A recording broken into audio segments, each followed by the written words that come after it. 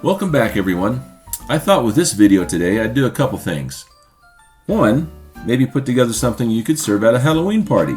Secondly, it's a fun dinner to make any time of the year if you're out camping, cooking in your backyard, or at home in your kitchen.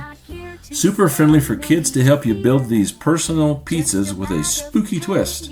First, I got some sliced mozzarella cheese. I made a little ghost template and cut out our ghosts with a sharp knife. You need to be careful, of course, with the knife around the kids. A fun little ghost on your pizzas is a neat addition to your Halloween party pizzas. I cut out 8 of these ghosts. The dough I'm using for the pizzas is simply biscuits out of a can. You can get the Pillsbury Grand's biscuits or the generic store brand like I'm using here. I separated the biscuits and flattened them out with my fingers to make the form of a pizza. This is where the kids can have some fun. I worked them out to where they were just under about a 1/4 inch thick. You can see that they're gaining in diameter. They turned out to be about half again as big as they were as biscuits. So I'll do this carefully with all of them. They can be fairly thin, as the dough will rise a bit, as you'll see.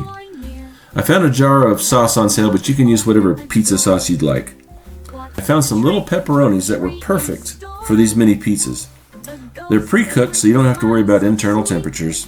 It would be kind of tough to get a thermometer into something that small. I arranged these on the dough, as you can see. I also diced some black olives to add to some of the pizzas, because I like black olives.